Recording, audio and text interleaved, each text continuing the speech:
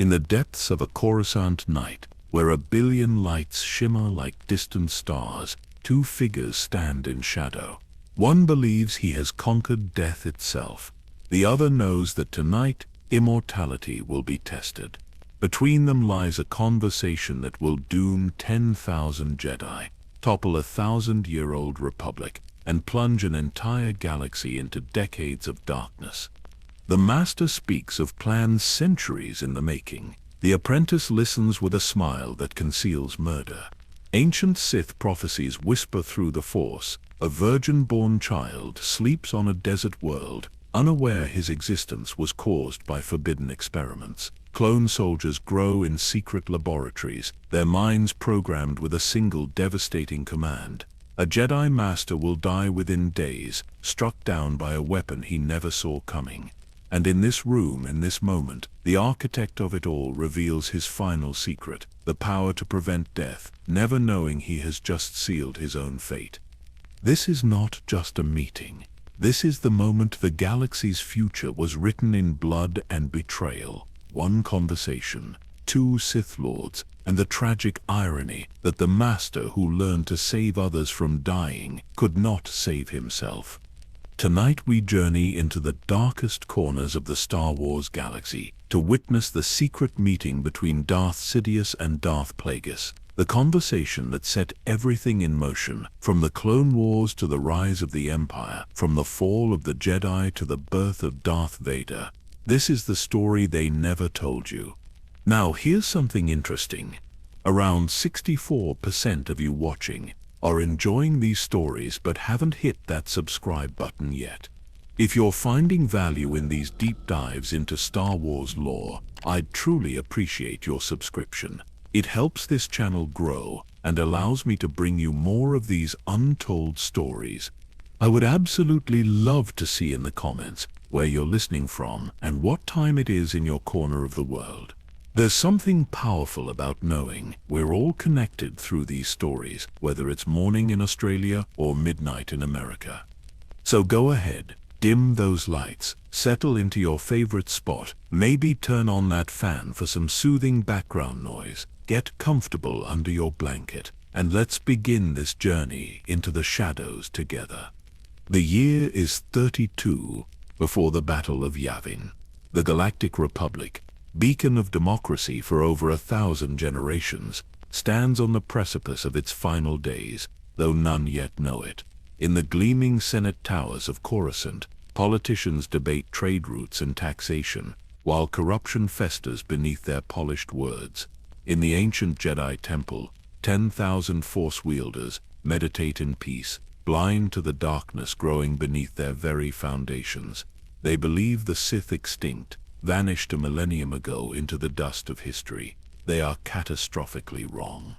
Deep in the works, Coruscant's industrial underbelly, where few senators dare venture, a penthouse apartment rises above the smoke and machinery. Floor-to-ceiling windows reveal the city planet's endless lights, but inside, the most dangerous conversation in galactic history is about to unfold. The apartment belongs to Higo Damask, known to the business elite as a reclusive moon banker whose financial empire spans entire sectors. But Higo Damask is merely a mask. Beneath it lurks Darth Plagueis, Dark Lord of the Sith, 115 years old, keeper of forbidden knowledge, master of life and death itself. Across from him sits Sheev Palpatine, the unassuming senator from Naboo, 52 years old, silver-tongued, ambitious, respected by colleagues as a voice of reason in chaotic times. The Senate sees a humble public servant. The Jedi Council sees a cooperative ally. None see the monster hiding behind warm smiles and careful words. For Palpatine is also Darth Sidious, Sith apprentice, trained for 35 brutal years in the ways of the dark side. And tonight, beneath his mask of loyalty and reverence, murder waits with infinite patience. Their relationship began decades ago when Plagueis discovered young Palpatine on Naboo, sensing the bottomless darkness within him. The Sith Lord had manipulated the young man into slaughtering his own family, mother, father, siblings, all murdered to sever his final ties to the light.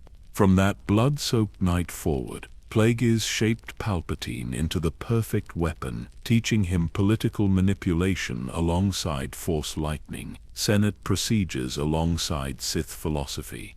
The Master believed he had created the ideal partner. The apprentice knew he was forging his own chains. For 1,000 years, the Sith have followed the rule of two: one master to embody power, one apprentice to crave it. Each generation, the apprentice must surpass and destroy the master, or die trying. This is the way of the dark side. Evolution through betrayal, strength through murder. Darth Bane established this rule after ancient Sith destroyed themselves in civil wars, and it has held for a millennium. But Plagueis, in his arrogance, believes he can break this cycle. He envisions partnership, co-rule, two Sith Lords reigning together for eternity. He has even shared his greatest secret with Sidious, the power to manipulate midi-chlorians and prevent death. He believes this shared knowledge creates an unbreakable bond. He is about to discover his fatal mistake. Outside, the Republic Senate prepares for crisis. In 48 hours, the Trade Federation will blockade Naboo in an act of apparent corporate aggression. In reality, every element has been orchestrated by the two Sith Lords in this room. The blockade will create chaos. Chaos will demand leadership. Leadership will propel Senator Palpatine to the office of Supreme Chancellor, and from that throne, he will execute a plan 1,000 years in the making. But first, Master and apprentice must have one final conversation. Plagueis will reveal everything, believing he secures loyalty. Sidious will listen carefully, knowing he signs a death warrant. The galaxy's fate hangs on words spoken in shadow, secrets shared between monsters, and the timeless truth that Sith always betray. The penthouse falls silent, except for the rhythmic hiss of Plagueis' breathing apparatus. The Moon Sith Lord leans forward, his elongated fingers steepled before him, eyes gleaming with the satisfaction of a predator surveying conquered territory. He begins to speak, and his voice carries the weight of centuries. My apprentice, what we discuss tonight represents the culmination of work that began long before either of us drew breath. 1,000 years ago, Darth Bane stood alone among the ashes of the Sith Empire, watching his brethren destroy themselves in petty rivalries and blind ambition. He understood what generations before him could not grasp. The Sith were their own greatest enemy. Sidious nods, his expression one of rapt attention. Though he has heard these words before, still, he lets his master speak. There is value in understanding how Plagueis views their shared history, what narratives he constructs to justify his own existence. Plagueis continues, his breathing apparatus punctuating each pause. Bane created the rule of two not as limitation but as evolution. One master to hold power, one apprentice to crave it, each generation growing stronger, more cunning, more patient than the last. While the Jedi celebrated their supposed victory, we disappeared into shadow. They thought us extinct. We became invisible.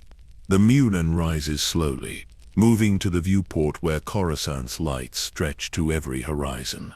For 10 centuries, each Sith Lord has added layers to our grand design. My master, Darth Tenebris, was a Bith who believed in mathematical precision, in calculating the exact moment when Republic corruption would reach critical mass. His master before him infiltrated the banking clan, establishing financial networks we still control. And the master before that, she poisoned the Senate's procedures, making democracy so bureaucratic that action became impossible. Sidious watches his master carefully. Plagueis has entered what he privately calls the philosopher's trance, that dangerous state where the old Sith believes his own mythology too completely. But the true genius, Plagueis, turns back to face his apprentice, lies not in what we destroyed, but in what we preserved. The Jedi believe peace is the natural state of the galaxy. They have built their entire philosophy on this delusion. 1,000 years without Sith opposition has made them soft, complacent, blind. They no longer train for war because they cannot imagine war returning. They have become diplomats and negotiators, politicians in robes, servants of a corrupt republic rather than servants of the Force. The Muon begins to pace, his breathing apparatus humming steadily. We understood what they refused to accept. The Force is conflict. Light and dark, creation and destruction, order and chaos. These are not opposites to be reconciled, but eternal truths in dynamic tension. The Jedi seek to eliminate darkness, to create galaxy-wide stasis they call peace. But stasis is death. Life requires struggle. Sidious interjects smoothly, playing his role. And so we provide that struggle, Master. We are necessary for balance, even if the Jedi cannot comprehend it. Precisely. Plagueis's eyes brighten. We are evolution's engine. We are change incarnate. And now, after a millennium of careful preparation, we stand ready to emerge from shadow. The Sith Lord moves to a holographic projector, activating it with a gesture. A map of the galaxy materializes between them, glowing softly in the dim room.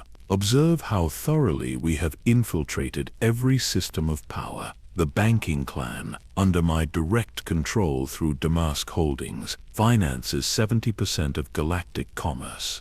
The Trade Federation, their Nemordian leadership corrupted through decades of careful manipulation, now serves our purposes. The Senate itself, that great symbol of democracy, has become a marketplace where votes are bought and principles are sold. Sidious stands to examine the map more closely. Red markers indicate Sith influence, and there are thousands of them, spreading like a disease through every sector. The first phase of our plan is complete, Plagueis explains, gesturing to clusters of red markers. Economic control established. We determine which sectors prosper and which starve. We create shortages to drive conflict. We finance both sides of disputes, ensuring chaos spreads while we profit. The Republic has become dependent on systems we control, though they remain ignorant of our hand guiding everything. The hologram shifts, focusing on Coruscant and the core worlds.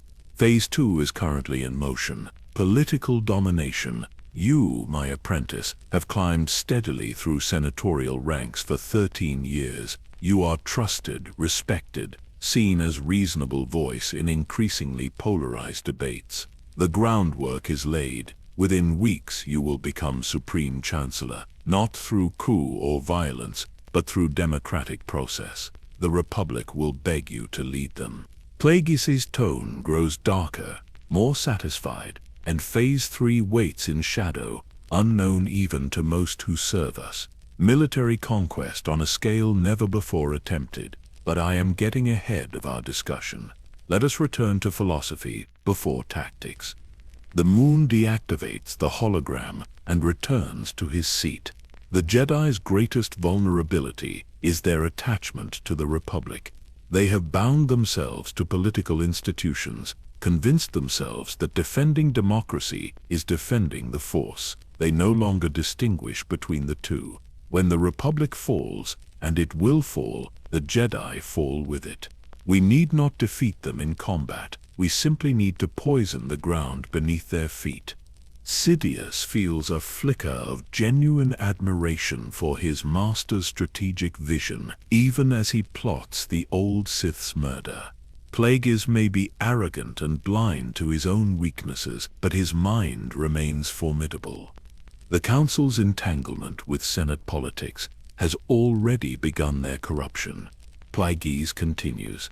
They attend committee meetings. They negotiate treaties. They serve as the Republic's peacekeepers and enforcers. Slowly, imperceptibly, they have transformed from mystical order into government agency, and agencies can be dismantled through legislation. The breathing apparatus hisses. We have clouded their vision through means both subtle and profound. Beneath the Jedi Temple lies an ancient Sith shrine, built millennia ago and never discovered. Its dark side presence creates constant interference, like trying to see through murky water. The Jedi sense something amiss, but they have grown so accustomed to the disturbance that they barely notice it anymore. It is background noise in their daily meditation. Plagueis leans back, his ancient eyes distant. I have spent decades performing rituals that amplify this effect, spreading dark side influence like a fog across Coruscant. The Jedi Council believes their foresight has naturally diminished, that perhaps the Force itself has become harder to read. They do not realize they are being actively blinded. Sidious allows himself a small smile. Your work has been masterful, Master. Even Master Yoda speaks of shadows clouding the future. Yoda, Plagueis says the name with contempt. 900 years old, considered the wisest Jedi alive, and he suspects nothing. His failure of imagination will doom his entire order. He cannot conceive that Sith still exist. Therefore we do not exist in his mind. His certainty is his blindness. The Mune's tone shifts, becoming almost pedagogical. This is why our approach differs fundamentally from ancient Sith. Our ancestors sought to conquer through military might, to openly challenge the Jedi and Republic. They failed because they fought on their enemies' terms. We have rewritten the terms entirely. We do not attack institutions. We corrupt them from within. We do not defeat armies. We make armies serve us unknowingly. We do not destroy democracy. We make democracy destroy itself. Plagueis stands again, energized by his own vision. When the transformation comes, it will feel inevitable, even natural. Citizens will demand strong leadership. Senators will vote for emergency powers.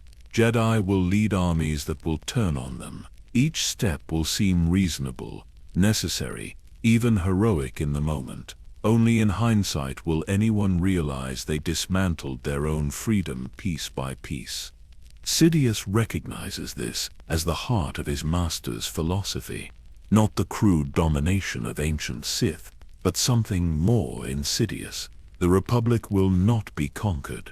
It will surrender. The beauty of our design, Plagueis' voice drops to near whisper, is its inevitability. We have created conditions where only one outcome remains possible. Corruption has reached such depths that reform is impossible. The Senate cannot govern effectively. The Jedi cannot maintain peace in an increasingly chaotic galaxy. Systems are pulling apart. Without intervention, without strong centralized control, the Republic will collapse into anarchy. We are not destroying a functional society. We are replacing a corpse with something vital and powerful. The Sith Lord returns to his chair, settling into it with satisfaction. After 1,000 years of patience, of sacrifice, of discipline, our moment approaches. The Sith will rule openly once more, not as conquerors, but as saviors. The galaxy will thank us for bringing order to chaos, even as we reshape civilization according to our vision. Sidious bows his head slightly, the gesture of a devoted apprentice. You have architected triumph, Master. I am honored to witness its culmination. But behind his submissive expression, Sidious thinks differently. Yes, the plan is brilliant. Yes, it will succeed. But it will succeed under one Sith Lord, not two. Everything Plagueis has built, every scheme he has nurtured, will serve Sidious alone. The Master has made himself obsolete without realizing it. By teaching everything, by sharing all knowledge, Plagueis has eliminated the only reason to keep him alive. The rule of two demands betrayal, and betrayal, Sidious knows, is coming very soon. Plagueis rises and moves to a secure terminal embedded in the wall. With practiced gestures, he activates encrypted files, and new holograms materialize between them. This time, they show the Naboo system, the small green and blue planet, rotating slowly in miniature. Now we discuss immediate action. Plagueis says, the philosophical foundation is meaningless without practical execution. Naboo will be our catalyst, the spark that ignites everything. Sidious feels his pulse quicken slightly. This is his homeworld, they discuss. Though he severed all sentimental attachment to it decades ago, Plagueis had made certain of that, forcing him to murder his own family as the final test. Still, there is dark satisfaction in using his birthplace as the weapon that propels him to ultimate power. The hologram zooms in, showing Trade Federation battleships assembling near Naboo's orbit. The blockade begins in 48 hours, Plagueis explains. Viceroy Newt Gunray believes this is about trade route taxation disputes. He believes the Federation is acting in its own interests. He has no comprehension that every decision he makes has been guided by us for years. Sidious studies. The ships. The Neimoidians are cowards. Will they hold their position when pressure comes? Fear makes them predictable. Plagueis responds. Gunray will do exactly as we instruct, because he is more terrified of us than of Republic consequences. We have ensured he understands that failure means death, not quick death in combat, but slow, agonizing death from dark side torture. He will obey. The hologram shifts to show Naboo's surface, focusing on the Fed, the capital city. The blockade will be followed by full invasion within a week. Droid armies will occupy the planet. The young Queen Amidala will be forced to flee. And where will she flee?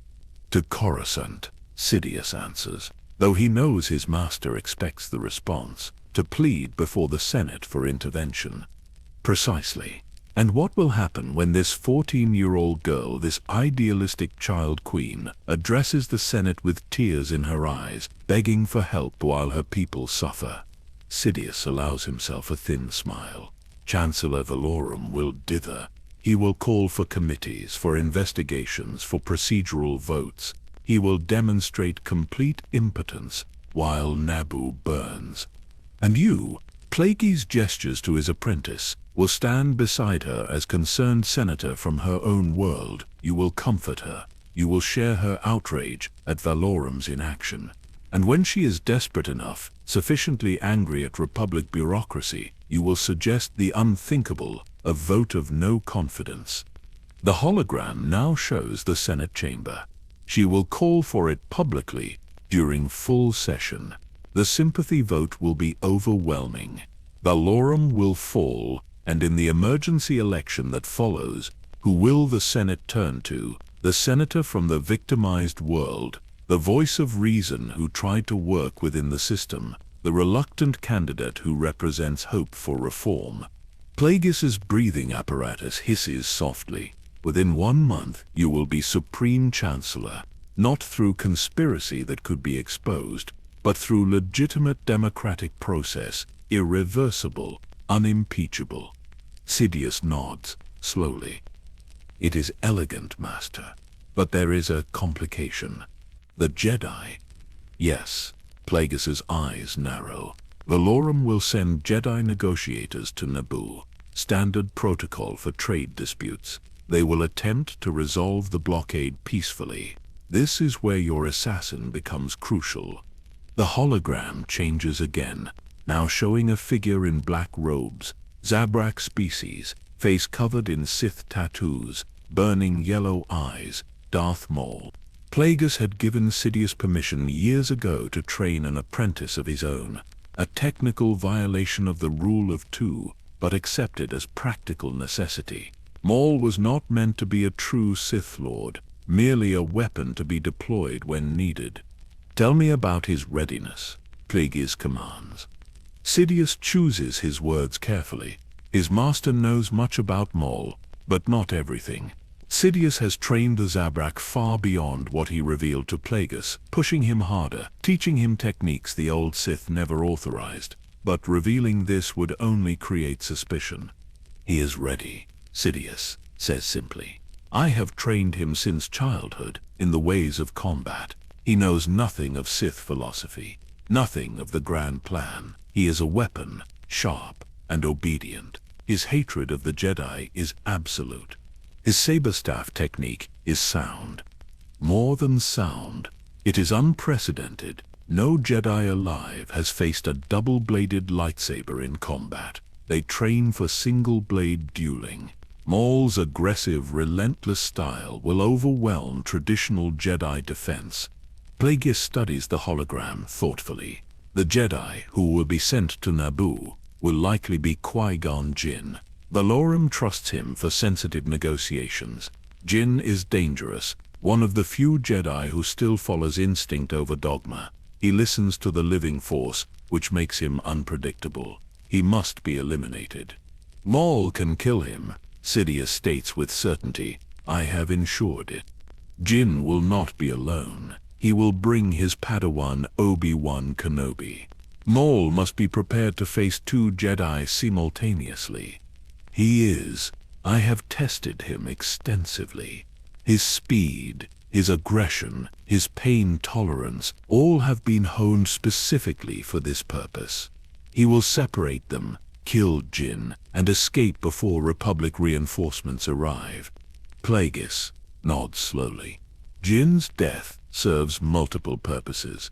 It demonstrates that Jedi are not invincible, which will create psychological impact across the galaxy.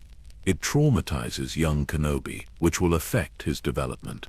And most importantly, it ensures that the boy is trained improperly. The boy, Sidious asks, though he knows exactly which boy his master means. Anakin Skywalker. Qui-Gon Jinn discovered him on Tatooine weeks ago. A child slave, age 9, with midi-chlorian levels exceeding 20,000 per cell. Conceived without father, born of the Force itself, or perhaps born because of my experiments manipulating the Force. Either way he exists, and he is dangerous. Plagueis' tone becomes intense. Qui-Gon believes this boy is the chosen one from prophecy, the one who will bring balance to the Force. The Jedi Council is debating whether to train him despite his age and attachments. If Qui-Gon lives, he will take the boy as Padawan. Qui-Gon's unorthodox methods, his emphasis on living in the moment, his willingness to bend rules, these would make him ideal teacher for such a powerful but emotionally volatile child. But if Qui-Gon dies, Sidious picks up the thread. Obi-Wan Kenobi will train the boy instead. Out of duty, out of guilt, out of need to honor his dead master. Exactly.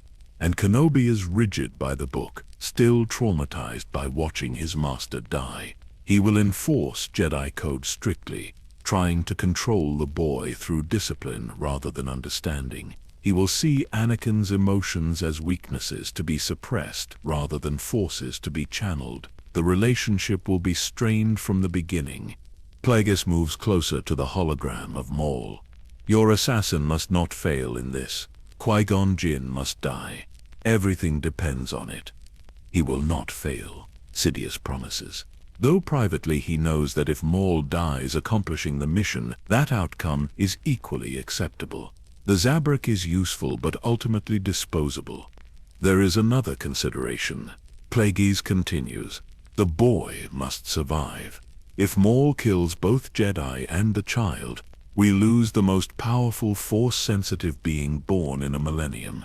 Maul must be instructed to ignore the boy, focus only on the Jedi. I will ensure he understands. Plagueis returns to his chair, the hologram fading. Anakin Skywalker represents both threat and opportunity. If he remains with the Jedi, if the prophecy proves true and he destroys us, then everything fails.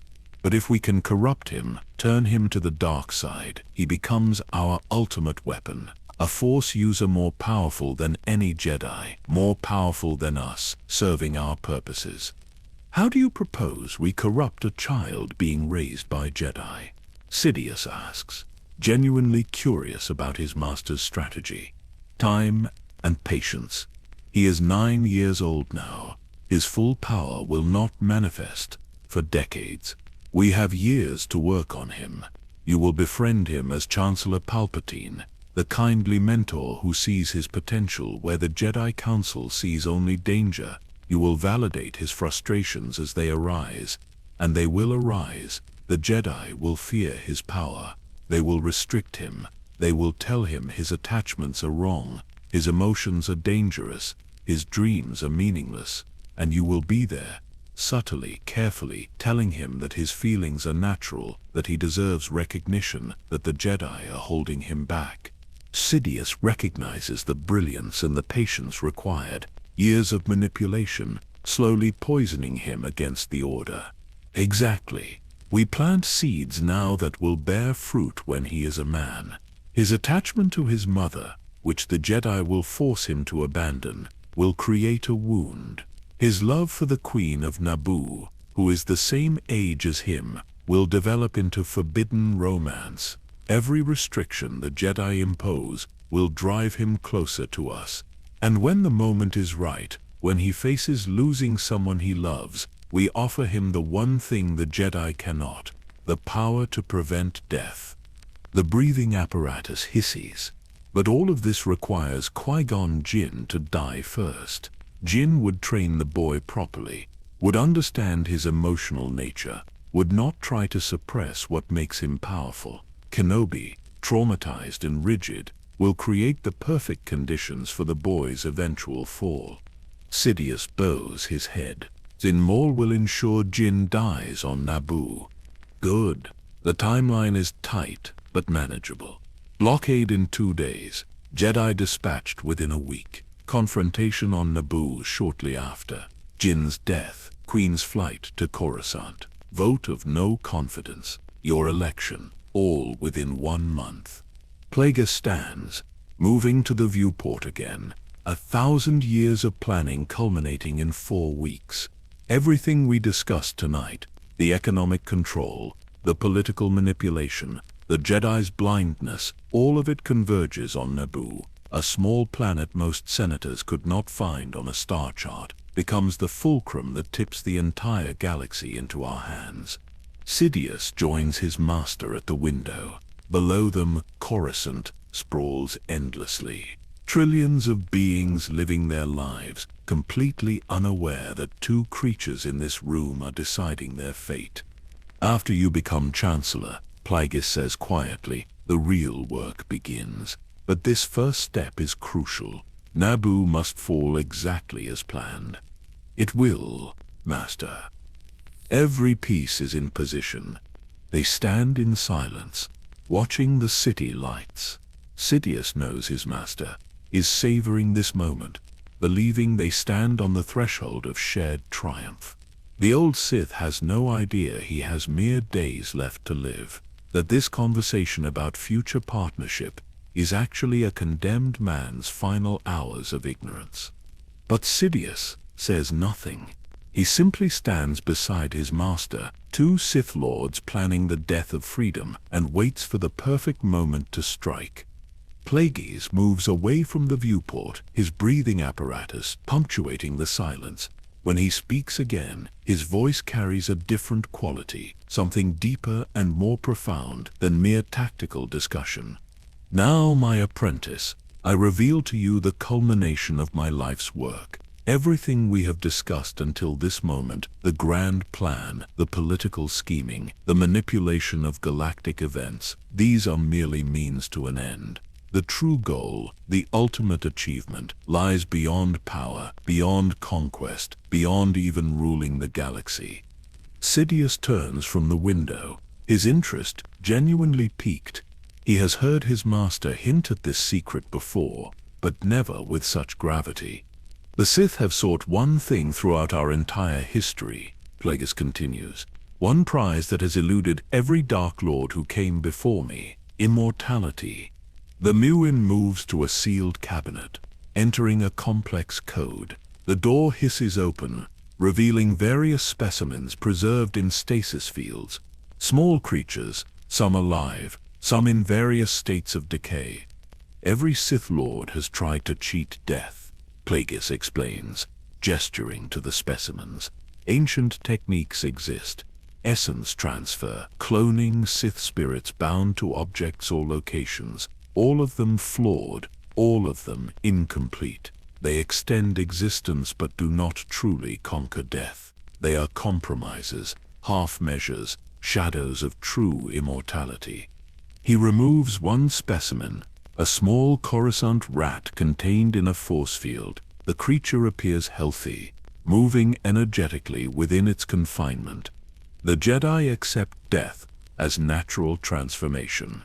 They believe in becoming one with the Force, surrendering individual identity for union with universal energy.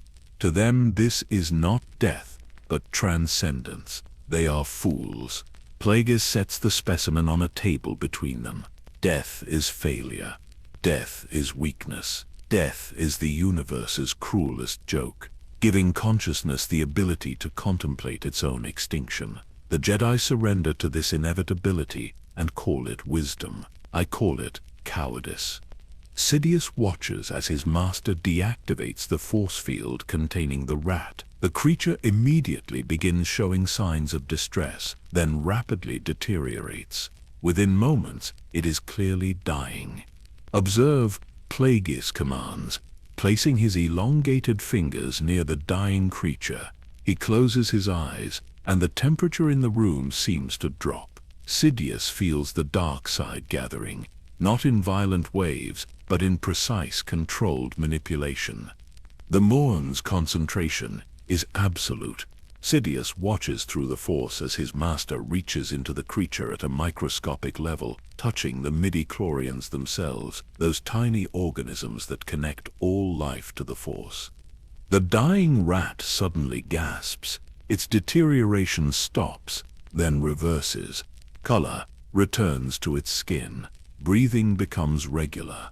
Within a minute, the creature is fully recovered, moving about as if nothing happened. Plagueis opens his eyes, and there is triumph in them. I have learned to command midi-chlorians directly, not simply to influence them, as Jedi do when healing. I compel them. I prevent them from dying. And if midi-chlorians do not die, the organism they inhabit cannot die. Sidious stares at the recovered creature, then at his master. You have truly conquered death. More than that, Plagueis' voice trembles with barely contained excitement. I can prevent death in others. Anyone I choose, I can keep alive indefinitely. Disease, injury, age, none of these can claim those under my protection. I have achieved what no Sith before me could accomplish. I have become master of life itself. The Morn returns the specimen to stasis. The technique requires understanding midi-chlorians at a level the Jedi cannot comprehend because they will not explore these depths. They see midi-chlorians as sacred, untouchable. I see them as tools. I experimented for decades, using various species, learning how to sense individual midi-chlorians, how to influence their behavior, how to prevent their natural degradation. Plagueis begins to pace, his excitement building despite his aged body and damaged lungs. But even this is not the limit. I have attempted something more ambitious. If I can prevent death, why not create life? Why not manipulate midi-chlorians to conceive living beings without biological reproduction? You tried to create life itself? Sidious asks, allowing appropriate awe to color his voice. I attempted to create a being purely from the Force by saturating midi-chlorians in a womb and compelling them to initiate conception. For years I experimented, and then something extraordinary happened. The Force itself responded. Plagueis stops pacing and faces his apprentice directly. 9 years ago I conducted my most ambitious experiment. I pushed the boundaries of life creation further than ever before, and the Force, that supposedly passive energy field, struck back. On Tatooine, a slave woman became pregnant, despite having no partner. She conceived a child with no biological father, a virgin birth. Anakin Skywalker, Sidious says quietly. The boy has over 20,000 midi-chlorians per cell, the highest concentration ever recorded in any living being. He should not exist. His existence defies biological possibility. The Jedi believe he is the chosen one from ancient prophecy, created by the Force to bring balance. I believe differently. Plagueis's eyes burn with conviction. I believe I caused his creation. My experiments disrupted the natural balance so severely that the Force retaliated by creating a being of pure power. He is my creation, though not in the way I intended. He is proof that I have achieved a level of mastery over life and death unprecedented in Sith history. Sidious listens carefully.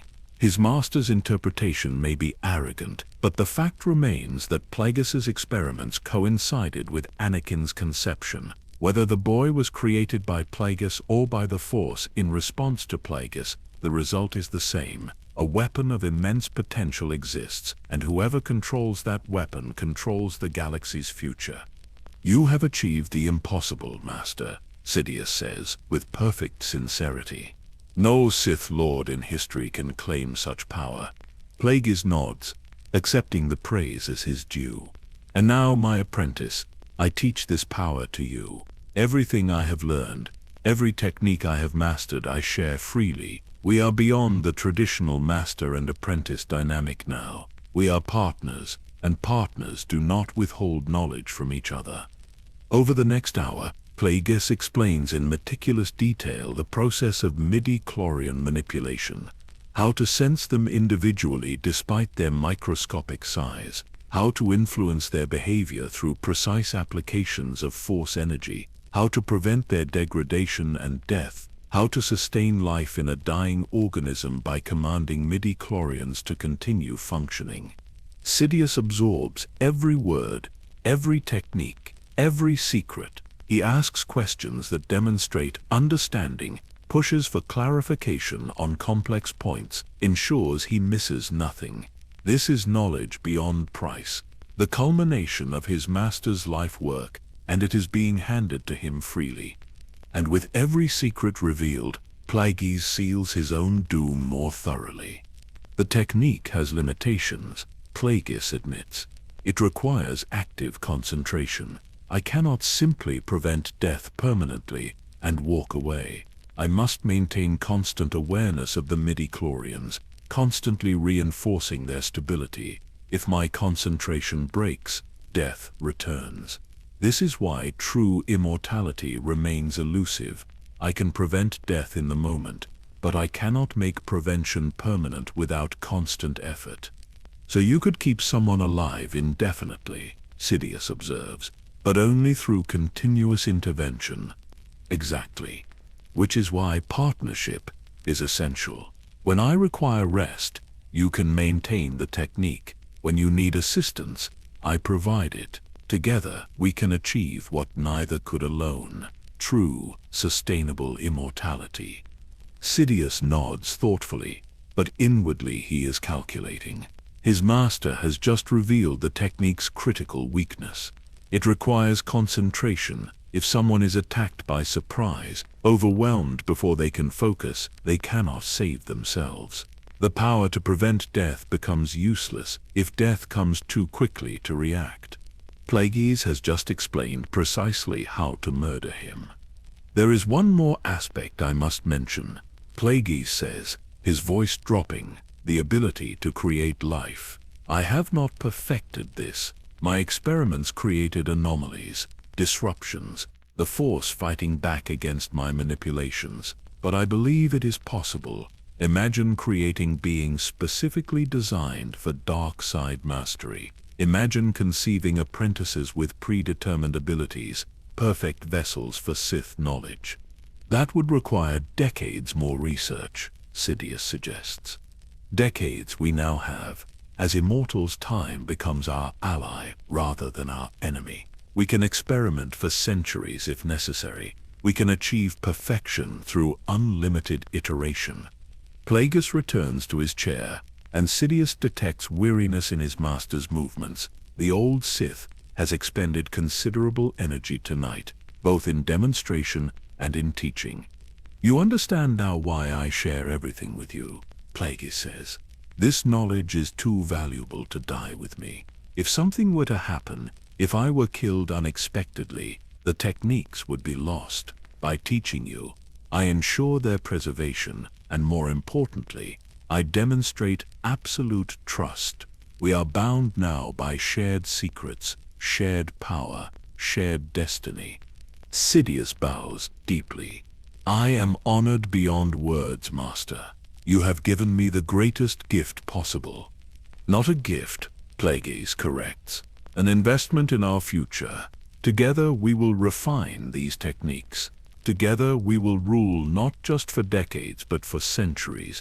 The Sith will finally achieve their ultimate dream. Not just revenge against the Jedi, not just control of the galaxy, but transcendence beyond mortality itself. The Munian's breathing apparatus hisses steadily. When you become Chancellor, when we control the Republic's resources, we will establish secret laboratories. We will conduct experiments on a scale never before possible. We will unlock every secret of life and death, and we will become gods. Sidious remains bowed, hiding his expression. His master believes this shared knowledge creates unbreakable partnership. In reality, it has eliminated the only reason to keep Plagueis alive. Everything the old Sith knows, Sidious now knows. Every technique, every secret, every bit of forbidden wisdom has been transferred. Plagueis is obsolete. He simply doesn't realize it yet. Rest now, Master, Sidious says, rising. You have taught me much tonight. I need time to absorb these lessons, to meditate on what you have revealed.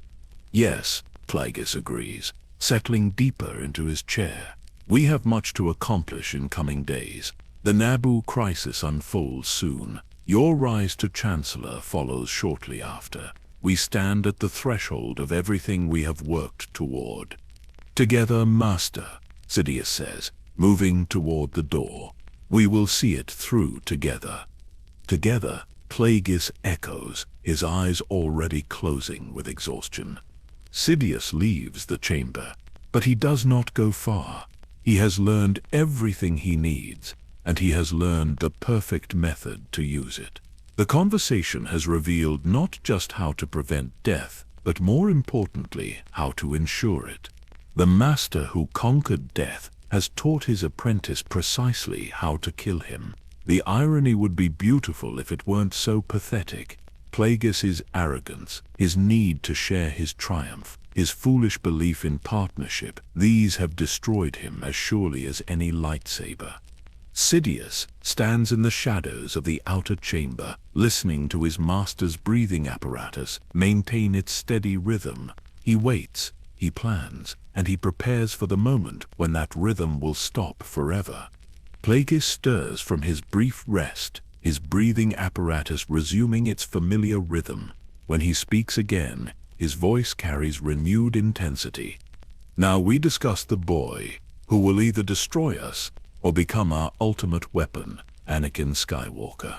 Sidious leans forward, genuinely engaged. His own intelligence networks have been monitoring the child since Qui-Gon's discovery, but his master's perspective adds valuable insight. The Jedi Council is currently debating his training. Plagueis continues. Master Yoda senses dangerous levels of fear in the child. Mace Windu objects to his age. At 9 years old, he has lived too long outside Jedi structure, formed too many attachments. By their protocols, he should have begun training as an infant. The Moon's eyes gleam with predatory calculation. But Qui-Gon Jinn believes absolutely that this boy is the chosen one from prophecy. He will advocate passionately for Anakin's acceptance. The Council will ultimately agree, not from conviction but from fear. They are terrified of what might happen if they reject him. And Qui-Gon will train him, Sidious says, though he phrases it as question.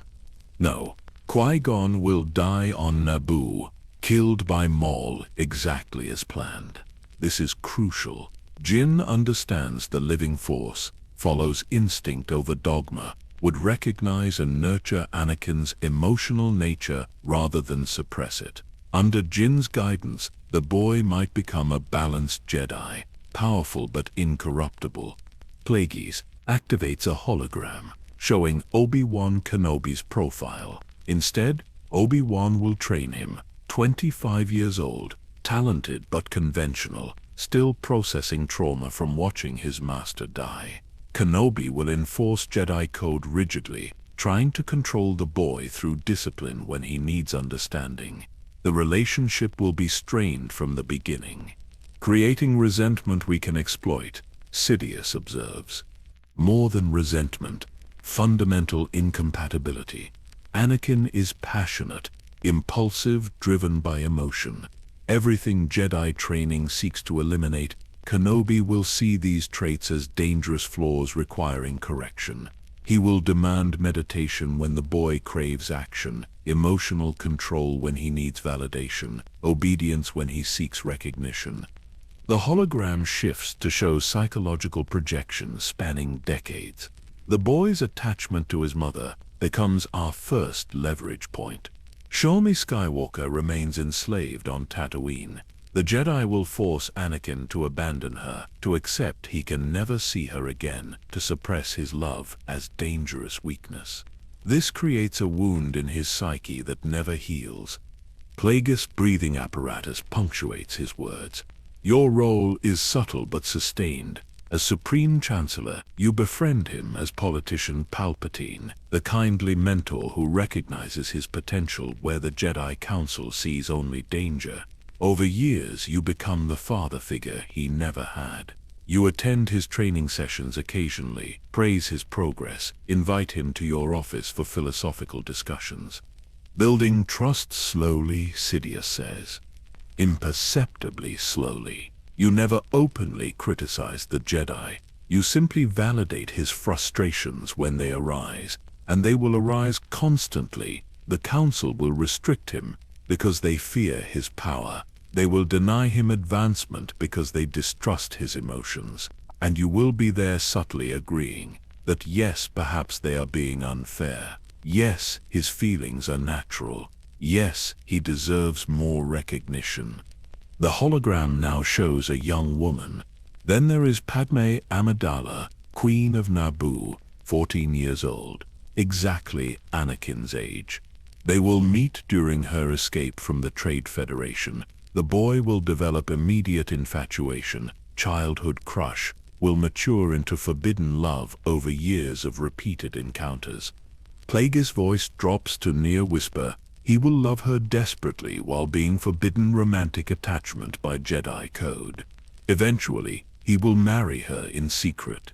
And when she becomes pregnant, when he has visions of her dying in childbirth, he will be desperate enough to accept any promise that might save her.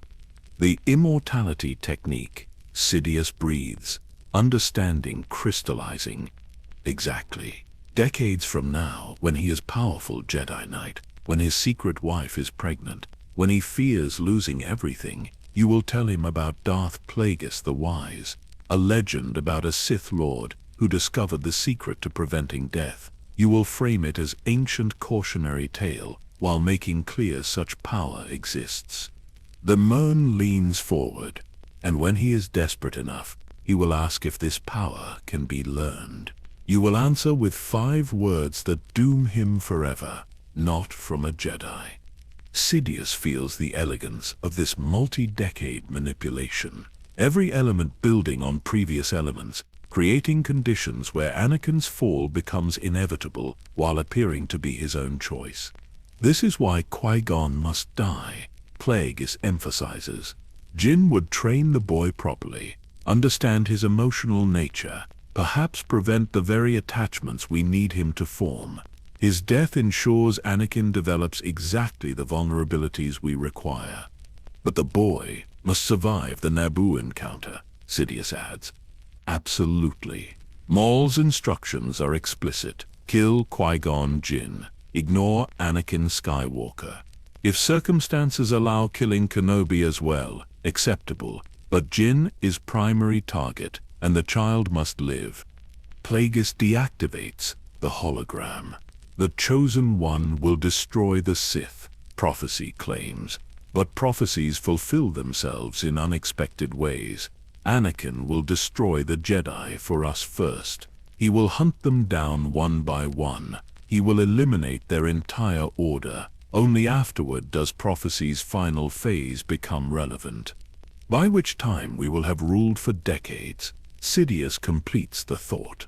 Precisely, we focus on achievable objectives within our lifetimes, corrupting Anakin, destroying the Jedi, establishing empire. What happens 50 years hence matters less than controlling the next 30 years, absolutely. The breathing apparatus hisses steadily, but all of this requires patience unprecedented in Sith operations. The boy is 9 now. His full power manifests in his 20s at earliest. We have decades of careful manipulation ahead. Rushing his corruption alerts the Jedi and ruins everything. Sidious bows his head in apparent acceptance, though internally he notes his master's continued assumption of shared future. Plagueis speaks of decades they will spend corrupting Anakin together, never imagining he has mere days remaining. The boy represents ultimate risk and ultimate reward, Plagueis concludes. Mishandle him and prophecy destroys us. Manage him correctly, and he becomes the weapon that ends the Jedi forever. Plagueis rises with visible effort and moves to a heavily encrypted terminal. After complex authentication, a holographic display materializes, showing a planet barely visible against space's backdrop. Kamino, deleted from Jedi archives decades ago by me. Sidious straightens, genuine interest flickering across his features.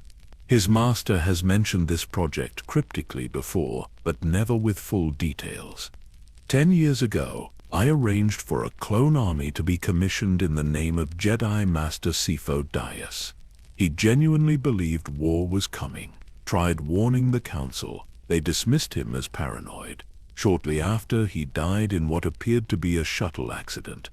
The hologram shifts, showing pristine Kaminoan cloning facilities. In reality, agents working for us killed Sith Sidious.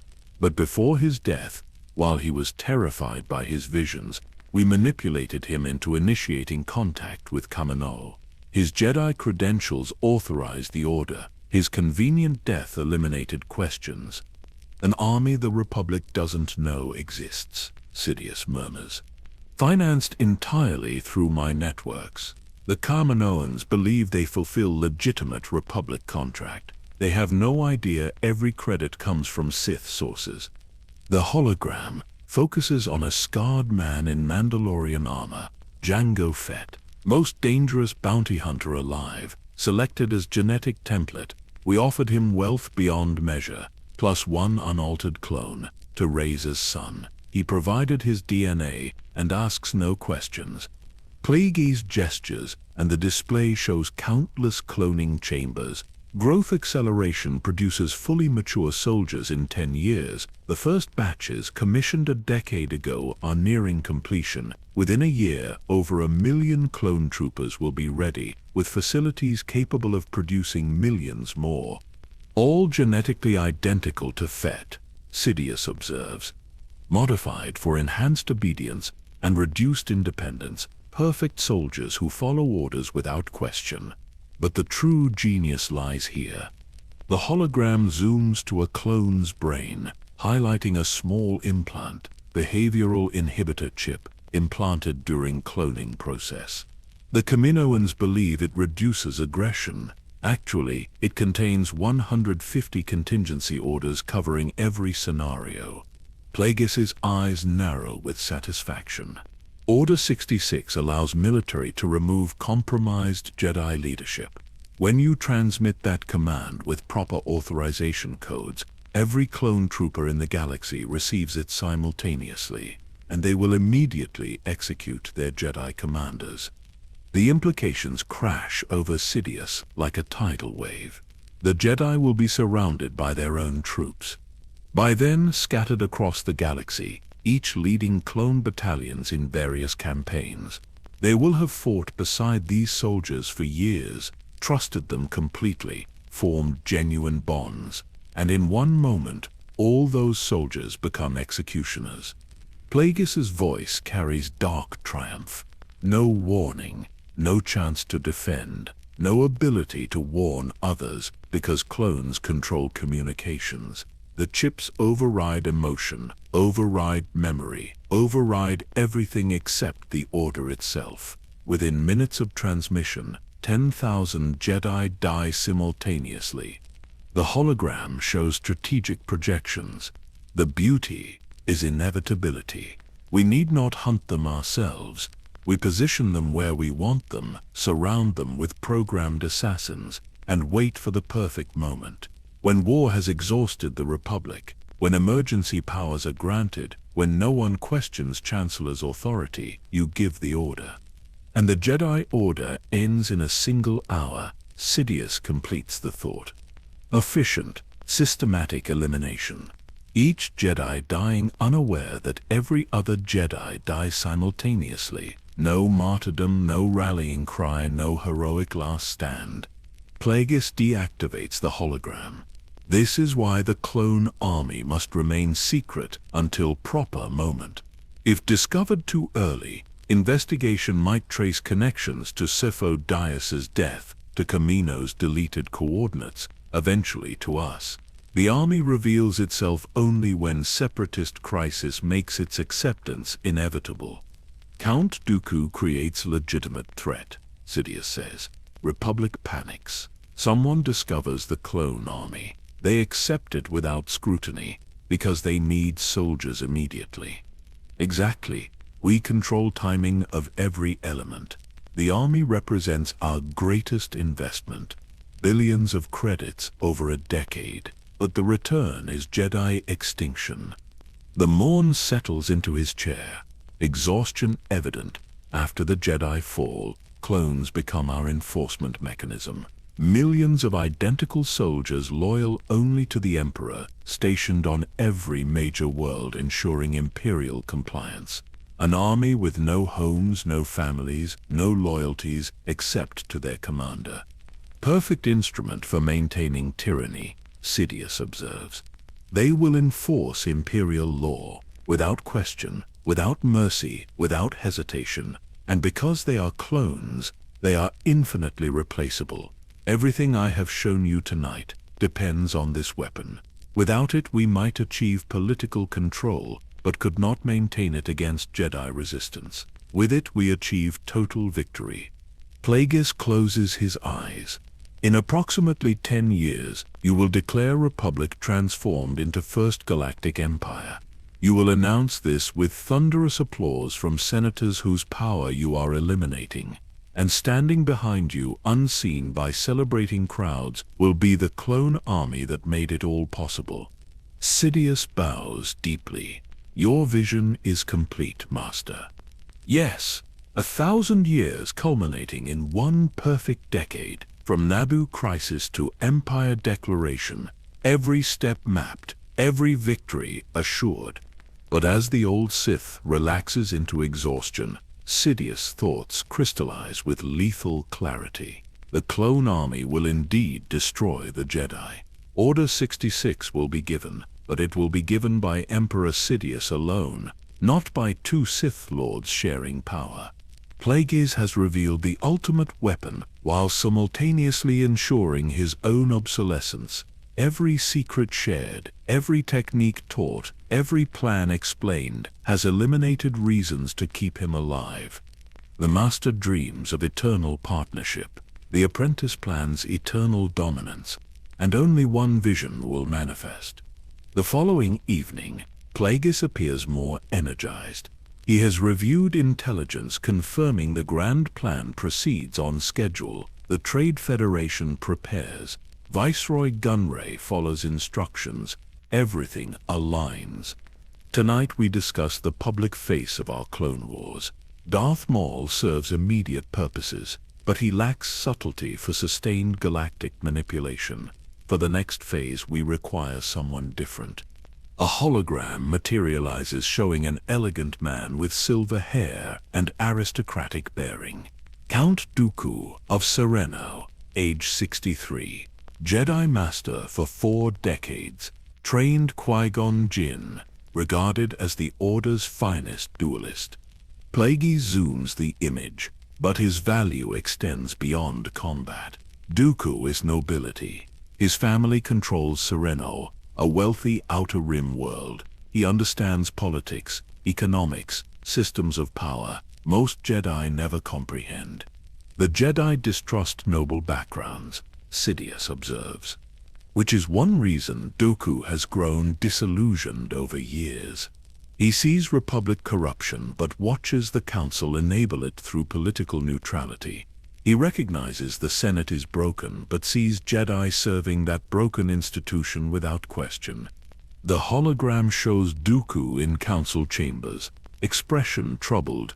Qui-Gon Jinn's death will shatter what remains of his faith. When his former Padawan dies during a routine diplomatic mission, Dooku will question everything.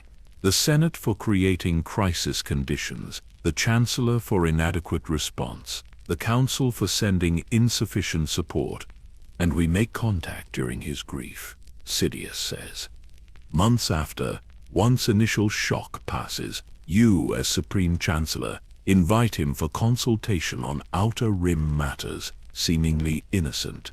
In that meeting, you plant careful seeds. Wouldn't the galaxy benefit if Force users took more active governance roles? Hasn't Jedi neutrality enabled corruption? Questions that mirror his own doubts. Plagueis nods approvingly. He will find you compelling because you articulate his unspoken concerns.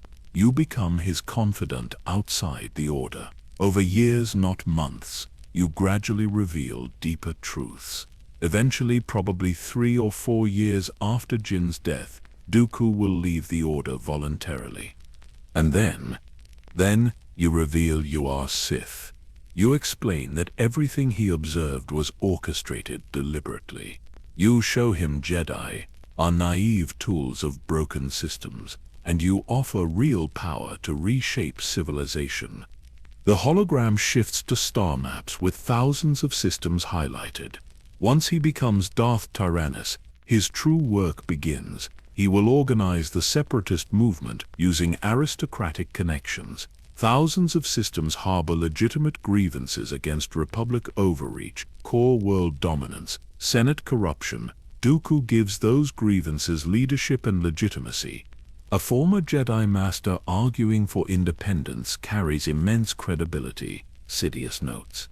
Exactly. Systems that might hesitate to rebel will follow someone of his stature.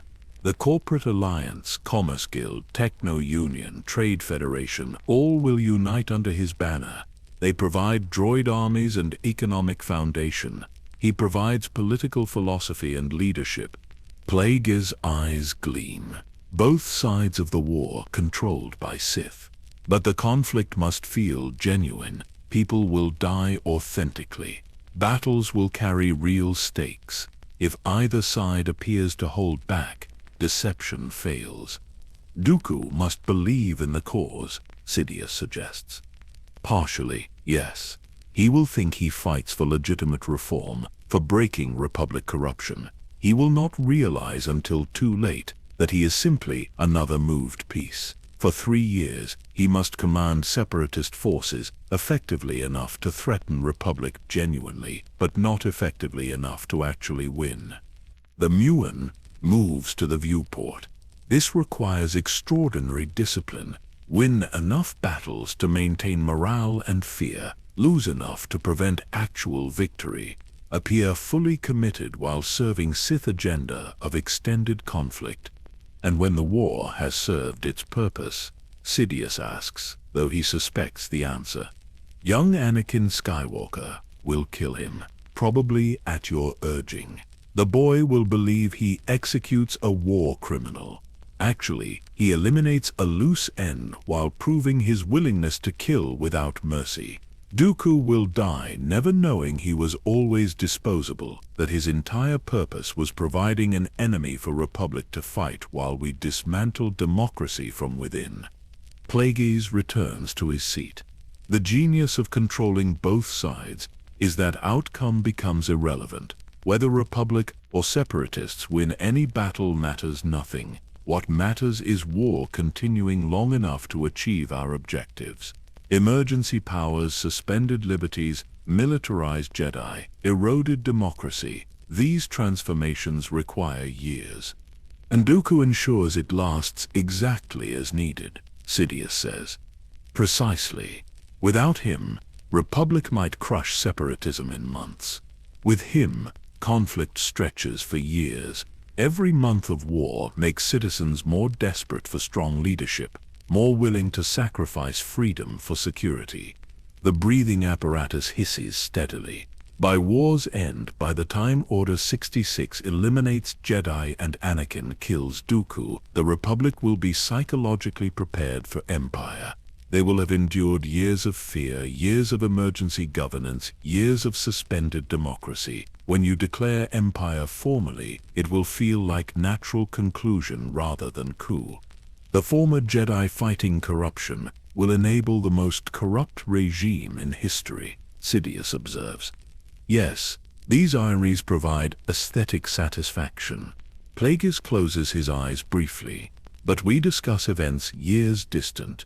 Dooku remains Jedi now. Qui-Gon lives. Naboo crisis has not begun. We have time to refine our approach. You will handle recruitment, Sidious asks. No, that is your role as Chancellor. I remain in shadows always. Dooku will know you as Palpatine, long before learning you are Sidious. This gradual revelation makes corruption more effective. The Mon's exhaustion becomes visible. The separatist movement will be our greatest achievement, an entire galactic crisis manufactured completely, thousands of systems willingly joining rebellion we designed, millions dying in war orchestrated by the same entity supposedly fighting to end it. And it begins with one disillusioned Jedi, Sidious says softly. Yes, Dooku unlocks everything. Without him, separatism lacks leadership and legitimacy. With him, it becomes existential threat justifying clone army deployment, Jedi militarization, emergency powers, everything we require. Plagueis settles deeper into his chair. We have covered the entire grand plan over these nights. You understand how every piece connects, how each element depends on others. This is not conquest. This is transformation of civilization itself. I am honored by your trust, Master, Sidious says, preparing to depart. Trust between partners, Plagueis corrects. We are beyond traditional hierarchy. What we accomplish together. Sidious bows. Together, Master. But stepping into Coruscant darkness, his thoughts remain crystalline. Together is fiction. Partnership is delusion. And very soon, his master will discover that teaching everything was his greatest and final mistake. Plagueis gestures toward the viewport where Coruscant's endless lights stretch to every horizon. His breathing apparatus maintains its steady rhythm as he begins outlining the final political pieces. Within 4 weeks, you will hold the highest office in the Republic, not through violence or obvious conspiracy, but through democratic process so clean that no one will question its legitimacy. He activates a hologram, showing the Senate chamber. Supreme Chancellor Finis Valorum is a decent man, which makes him useless. He believes in procedure, in committee reviews, in proper channels. While Naboo burns under Trade Federation occupation, he will call for investigations and debates. Each hour of his paralysis destroys what remains of his credibility. Sidious studies the rotating Senate hologram, seeing the web his master has woven over decades. The vote of no confidence comes from Queen Amidala herself. A 14-year-old queen, traumatized by invasion, watching her people suffer while the Chancellor does nothing. You will comfort her as the concerned senator from her world. You will share her outrage at bureaucratic failure, and when she is desperate enough, you will suggest what seems unthinkable. Challenge Valorum directly before the full Senate. The hologram shifts to show voting blocs, senatorial factions, the complex machinery of Republic politics. The sympathy vote will be overwhelming. Naboo is small, peaceful, utterly sympathetic. Their queen pleading for help while Valorum dithers creates perfect political theater. the motion will pass, Valorum will fall. Plagueis's elongated fingers trace patterns in the air, manipulating the hologram. The emergency election follows immediately. Multiple candidates will emerge. Bail Organa of Alderaan, too young and idealistic. Ainley team of Malastare, conveniently tainted by scandals we manufactured years ago. And you, the senator from the victimized world, the voice of reason who tried working within the system. The compromise candidate, Sidious observes. The safe choice during crisis. Core worlds see you as moderate and experienced. Irene worlds see you as their advocate. The banking clan under my control backs you financially. Multiple senators already in our pocket provide endorsements. You appear to reluctantly accept the burden of leadership. The Maor's voice carries satisfaction. Within 1 month of Naboo's blockade, you become Supreme Chancellor. The entire crisis, from Trade Federation aggression through your election, will appear as unfortunate circumstances requiring strong response. No one will see the orchestration, because every element appears natural. He deactivates the hologram and faces his apprentice directly. Your first term focuses on consolidation. Appear reasonable, cooperative, committed to democratic norms. Place loyalists in key positions gradually. Each appointment seems logical in isolation. Collectively, they give you control over intelligence, military, financial oversight, everything that matters. And emergency powers, Sidious asks. Plant seeds early. Mention occasionally how Republic bureaucracy moves too slowly for modern threats. Suggest streamlined decision-making for crisis response. Never demand power overtly. Simply create conditions where senators will offer it willingly. Plagueis moves to his seat, exhaustion creeping into his movements. The separatist crisis erupts during your 2nd or 3rd year as Chancellor. By then you will have established yourself as competent leader. When war threatens, the Senate will grant emergency powers not because you demand them, but because they cannot imagine managing the crisis without strong executive authority. Powers that never get relinquished, Sidious says quietly. Exactly. Each emergency extends them. Each extension seems temporary, but becomes permanent. Democracy dies by degrees, each step applauded as necessary for security. By the time anyone realizes what they have surrendered, reversal becomes impossible. The breathing apparatus hisses. Your relationship with the Jedi Council must appear cooperative. Consult them frequently on matters of state. Gain their trust over years. They will come to see you as ally, perhaps the most Jedi-friendly Chancellor in generations. This makes their eventual militarization under your command feel natural rather than suspicious. And when Order 66 comes, Sidious prompts. They will be taking orders from you as Supreme Commander. They will have spent years serving under your authority during the Clone Wars. The Jedi generals executing your military strategies, the Jedi Council deferring to your emergency powers, all of this normalizes their subordination. When the clones turn on them, they will be scattered and vulnerable, having forgotten that Jedi should never serve politicians so completely. Plagueis closes his eyes briefly. The path from senator to emperor requires patience and precision. Rush any element and suspicion grows. Move methodically, and each transformation appears inevitable. Naboo gives you the chancellorship. The chancellorship gives you emergency powers. Emergency powers give you military control. Military control gives you the ability to execute Order 66, and Order 66 clears the final obstacle to absolute rule. The Jedi extinction enables empire. Sidious completes the progression. Yes, without them no force in the galaxy can challenge imperial authority. The Senate will have already surrendered its power through emergency legislation. The military will be clone armies answering only to you. Planetary governors will enforce your decrees, and any resistance will be crushed by overwhelming force. The moon's voice drops. When you stand before the Senate to declare Republic transformed into Empire, they will applaud. They will celebrate the end of war, the promise of stability, the strength of unified governance. They will thank you for the chains you have placed on them, and you will rule absolutely, openly, with no one left who remembers what freedom felt like. Sidious bows his head. Everything you have planned leads to that moment. Everything. 1,000 years of Sith plotting culminating in one speech before the Senate. The irony is exquisite. Democracy voting itself into dictatorship, liberty surrendered for security, freedom exchanged for order, and all of it legal, constitutional, celebrated. Plagueis opens his eyes again. But first comes Naboo. The blockade begins in less than 2 days. From there, events will cascade exactly as designed.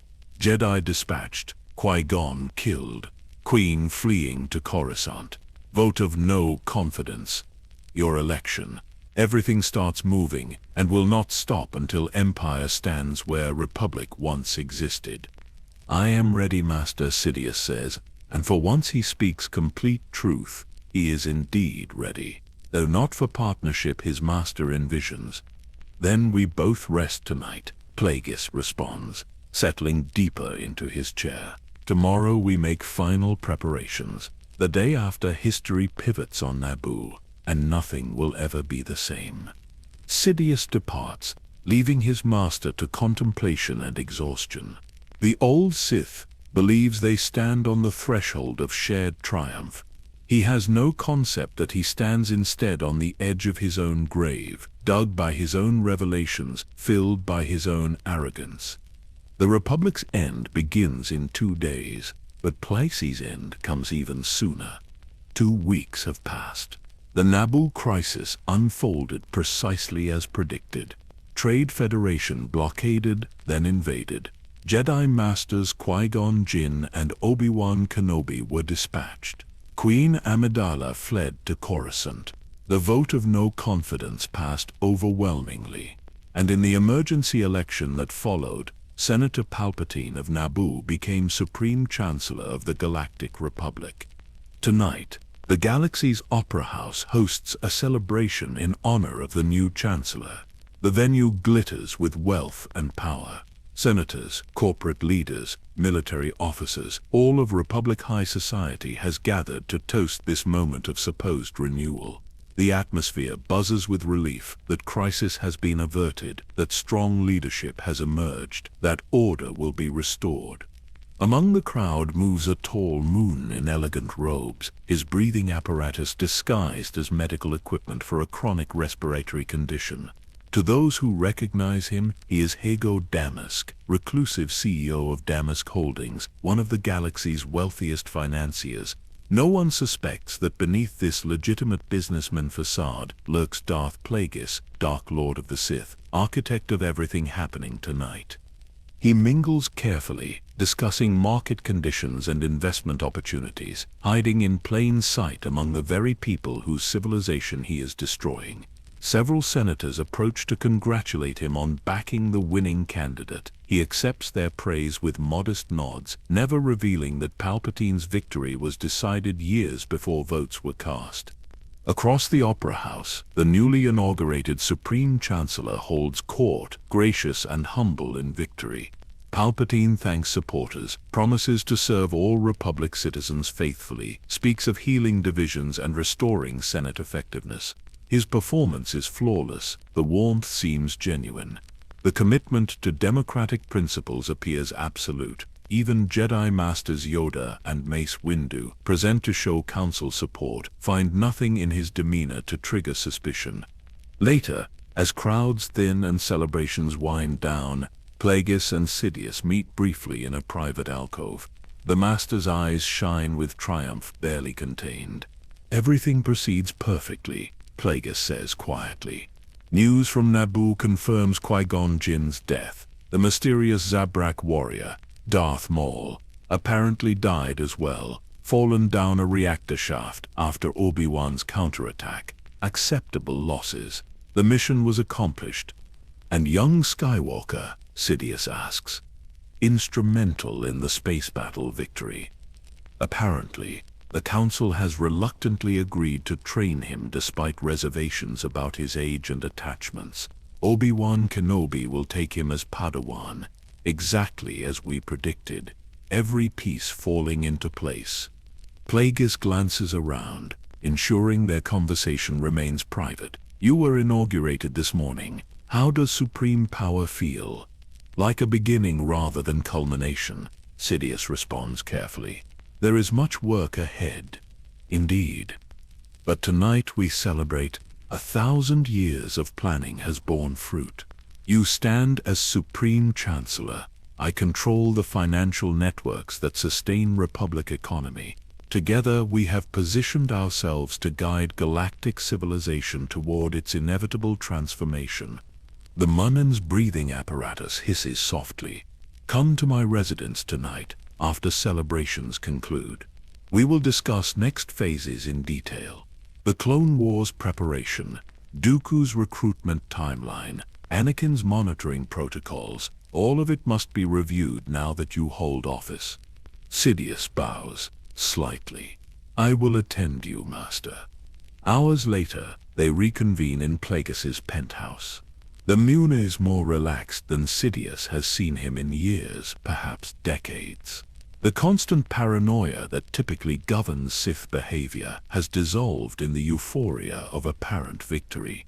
Plagueis pours expensive Naboo wine, something he rarely consumes due to his damaged respiratory system, and settles into his chair with uncharacteristic ease. To the grand plan, he says, raising his glass, and to partnership that will reshape the galaxy. They discuss logistics late into the night. Plagueis reviews intelligence networks. Sidious will now control as Chancellor. They confirm clone army development proceeds on schedule at Kamino. They refine approaches to recruiting Dooku after sufficient time passes following Qui-Gon's death. They establish protocols for monitoring young Anakin's progress at the Jedi Temple.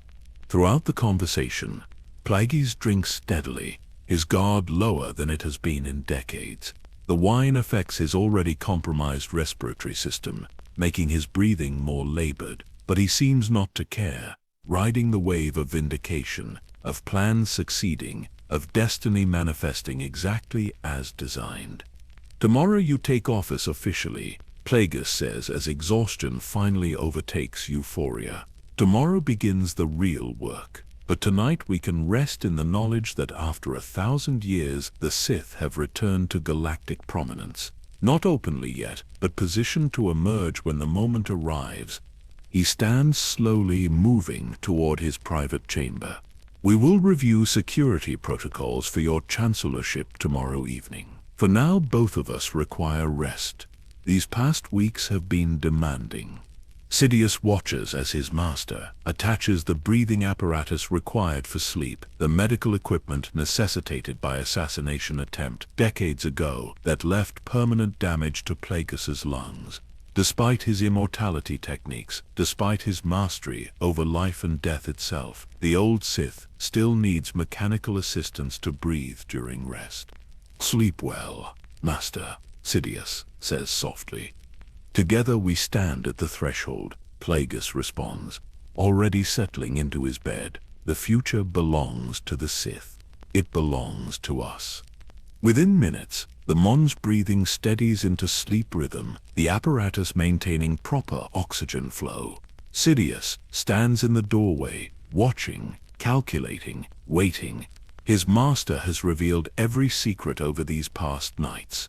The grand plan's every detail, the immortality techniques, the clone army conspiracy, Anakin's intended corruption, Dooku's future recruitment, all of it shared freely in the mistaken belief that shared knowledge creates unbreakable partnership. Plagueis has made himself obsolete without realizing it. Every technique taught eliminates another reason to preserve his life. Every secret revealed reduces his unique value. And tonight, relaxed by victory and wine, vulnerable in sleep with only mechanical equipment sustaining his damaged lungs, he has created the perfect opportunity for betrayal. Sidious moves silently to his master's bedside. The breathing apparatus hums steadily. The old Sith's face shows contentment, perhaps even peace, emotions Sith rarely experience. He dreams of eternal partnership, of ruling the galaxy together, of breaking the rule of two that has governed Sith succession for a millennium. But the rule of two exists for profound reasons. Master and apprentice cannot coexist indefinitely. One must fall for the other to rise. This is not cruelty but necessity. This is not betrayal but evolution. The apprentice who cannot surpass and destroy his master deserves neither the title nor the power. Sidious' hands begin to crackle with barely contained force lightning. The moment has arrived. Everything his master taught him, every technique revealed, every secret shared, all of it becomes weapon now. The power to prevent death requires conscious focus. Plagueis cannot save himself if he never wakes, if death comes too suddenly for defensive response. The irony is perfect. The Sith Lord who conquered death will die in his sleep, killed by the apprentice he trusted completely, using knowledge he shared freely, failing to prevent his own murder, despite possessing the technique to do so. Sidious stands over his sleeping master, Dark Lord of the Sith, architect of the grand plan, master of life and death itself. And with cold precision born of absolute certainty, he prepares to claim everything the old Sith built. The rule of two demands this. Darth Bane established it 1,000 years ago, and every generation since has honored it through murder. Tonight that ancient tradition continues. The apprentice rises by destroying the master. This is the way of the Sith. This is the way it has always been. This is the way Plagueis himself taught, never imagining the lesson would be demonstrated on him. The Force lightning erupts without warning. Blue-white tendrils of pure electrical hatred tearing through the dim chamber. It strikes Plagueis's breathing apparatus first, overloading circuits, exploding delicate mechanisms in showers of sparks. The Muun's eyes snap open in shock and agony, but there is no time to react, no moment to gather defensive power. Sidious pours everything into the attack. Decades of suppressed ambition, of feigned loyalty, of bowing to this arrogant fool who believed teaching everything would ensure obedience.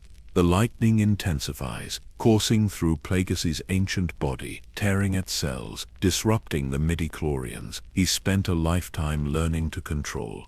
The old Sith tries to speak, to demand explanation, but his destroyed breathing apparatus leaves him gasping for air. His damaged lungs cannot properly process. He reaches desperately for the Force, attempting to employ the very immortality technique he revealed just nights ago. His mind grasps for midi-chlorians, trying to command them to sustain his failing body. But Sidious anticipated this. His overwhelming assault leaves no room for the concentration required. The technique demands focus, calm, precise manipulation at microscopic level. Plagueis has none of these.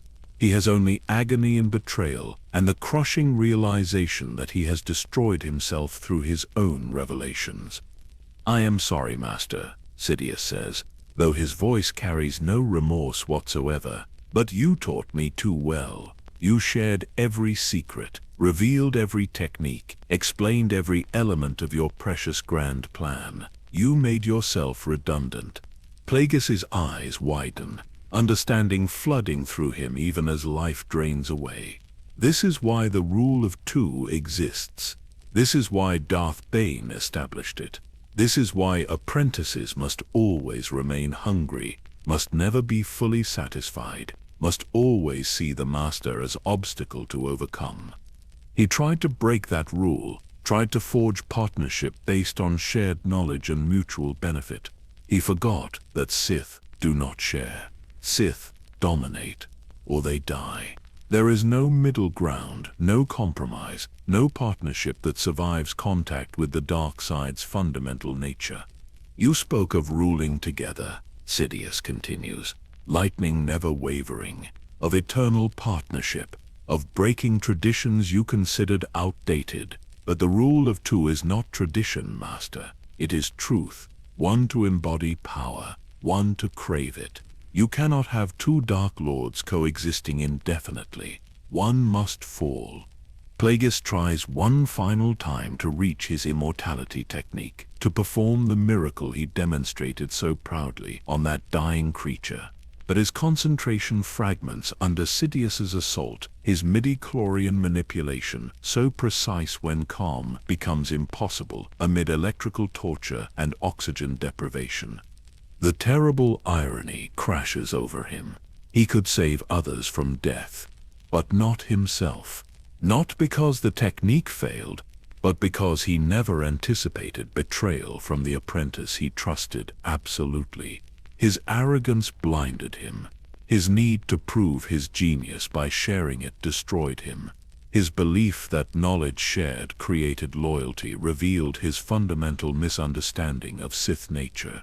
The dark side is a pathway to many abilities, Sidious says, quoting the words Plagueis himself used when explaining his powers. Some consider unnatural. You could prevent death in others, Master, but you could not prevent your own. The irony is exquisite. Plagueis's body convulses as his midi-chlorians, despite his desperate commands, begin dying.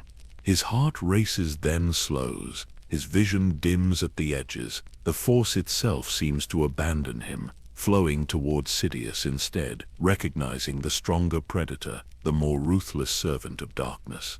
In his final seconds of consciousness, Plagueis understands completely. Every decision he made led to this moment. Training Sidious too thoroughly, sharing knowledge too freely, believing partnership possible between Sith, trusting that shared destiny would override the rule of two. All of it was vanity, arrogance, the fatal assumption that he had transcended patterns that governed every Sith before him. The Force has a bitter sense of humor. He sought to control it, to manipulate midi-chlorians, and create life itself. Perhaps the Force did strike back by creating Anakin Skywalker. Perhaps that boy will indeed destroy both Sith Lords eventually, fulfilling prophecy in unexpected ways. But Plagueis will never know. He will die tonight, killed by his own apprentice, using techniques he himself taught. Sidious feels the exact moment life leaves his master's body. The presence in the Force that was Darth Plagueis simply extinguishes, no dramatic explosion or force wave, just sudden absence where immense power existed moments before. The most brilliant Sith Lord in generations dies without ceremony, without witnesses, without anyone to mourn or remember him, except the apprentice who murdered him. The lightning ceases. Silence fills the chamber except for Coruscant's distant hum. Sidious stands over his master's corpse, breathing steady, expression calm. No elation, no grief, no regret, just cold satisfaction that what needed doing is done. He examines the body clinically. The lightning damage must be concealed. The death must appear natural, respiratory failure from long-time lung damage. He adjusts the destroyed breathing apparatus to look like equipment malfunction rather than deliberate sabotage. He arranges the body in natural sleeping position. He wipes all traces of Force energy from the room. Within an hour, it could be any elderly being who died peacefully in sleep. No evidence of murder, no suggestion of Sith involvement. Higo Damask, wealthy financier, succumbed to chronic respiratory condition. Tragic but unsurprising, given his medical history, the perfect crime that is not crime at all, officially. Sidious checks once more to ensure nothing appears suspicious.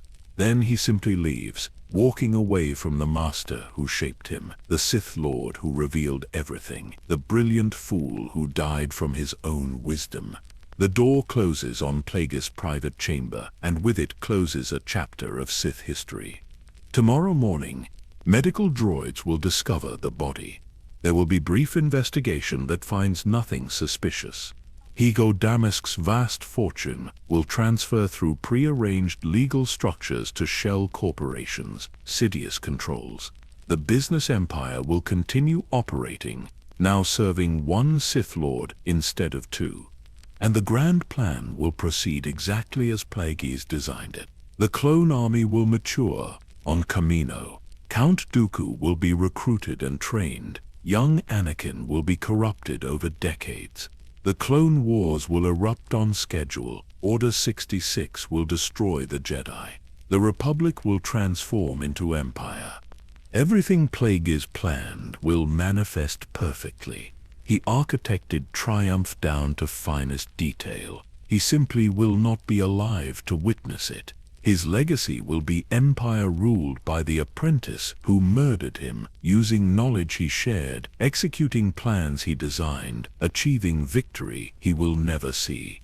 Sidious walks through Coruscant night, sole Dark Lord of the Sith now, inheritor of 1,000 years of plotting, master of secrets that died with Plagueis.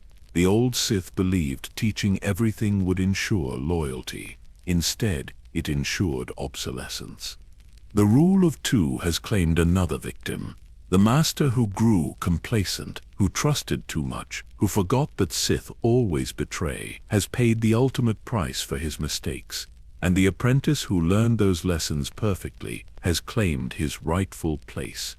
Tomorrow, Darth Sidious begins his reign as Supreme Chancellor and Hidden Sith Master.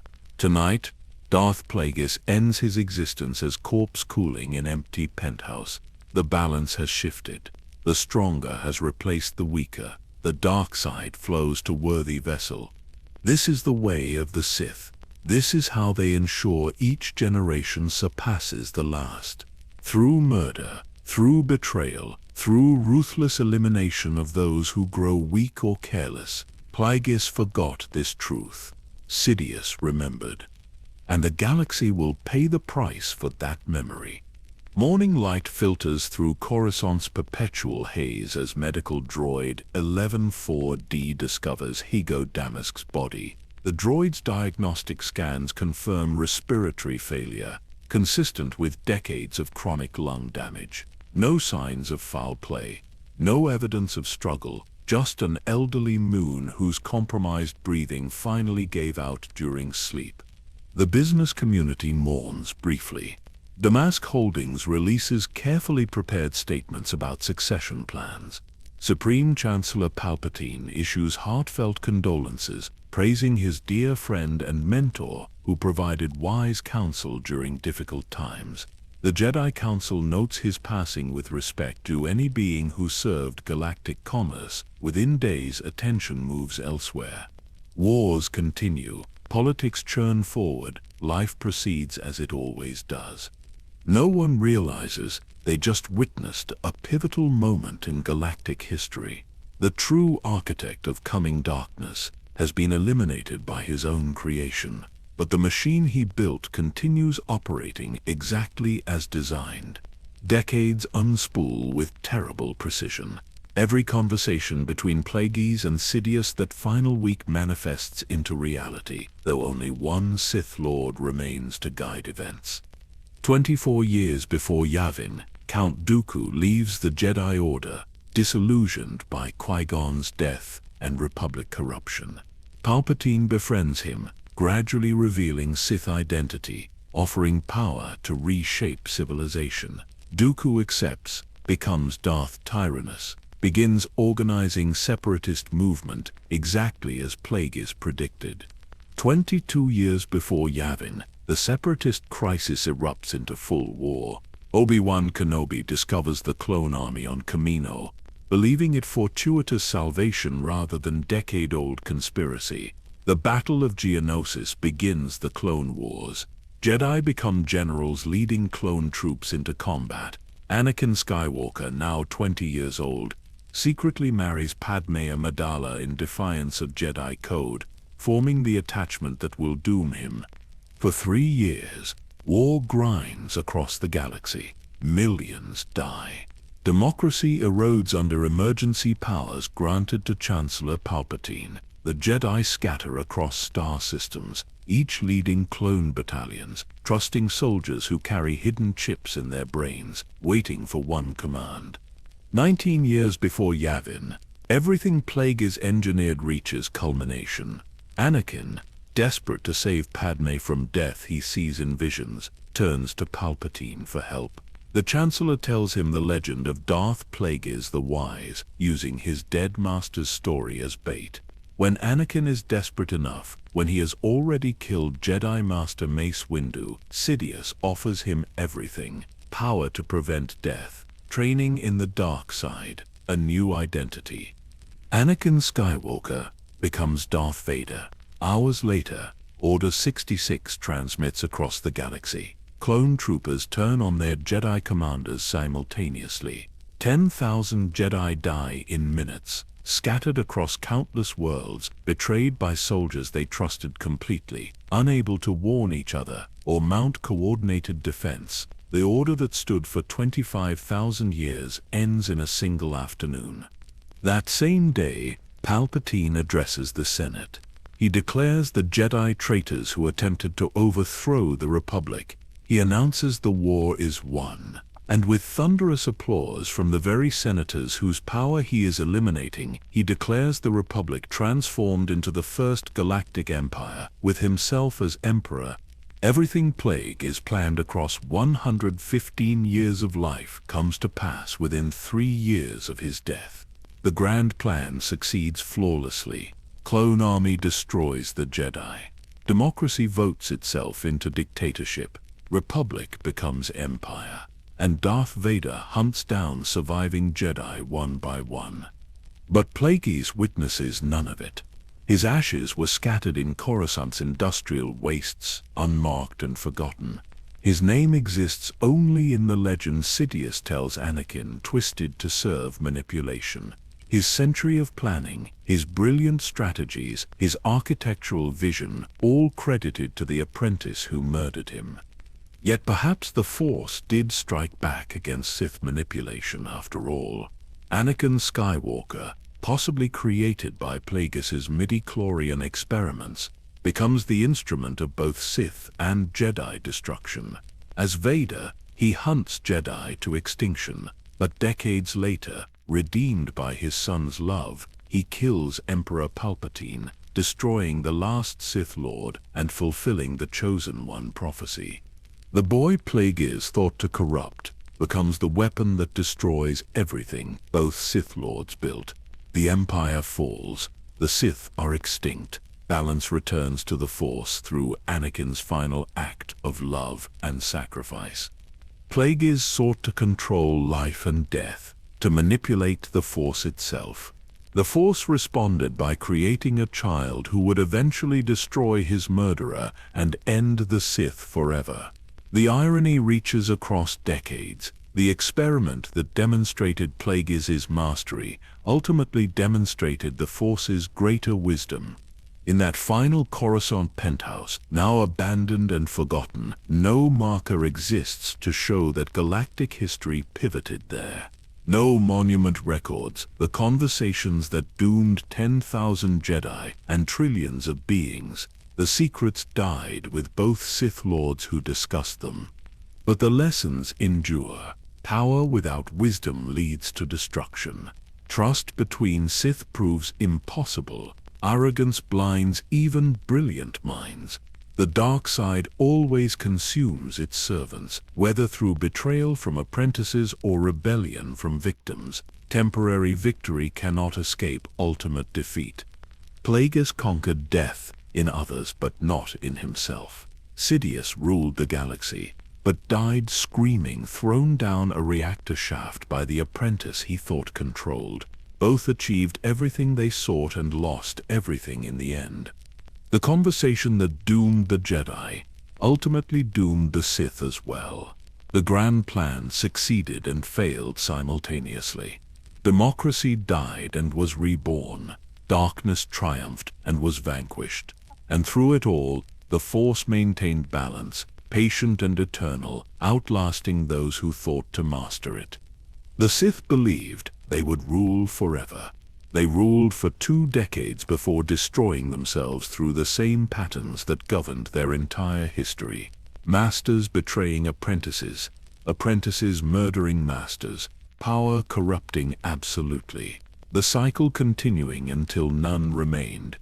Luke Skywalker eventually rebuilds the Jedi Order, learning from past failures, honoring his father's redemption. The light endures while darkness consumes itself. Love proves stronger than hate. Sacrifice outlasts domination. The prophecy fulfills itself despite Sith manipulation, not because of it.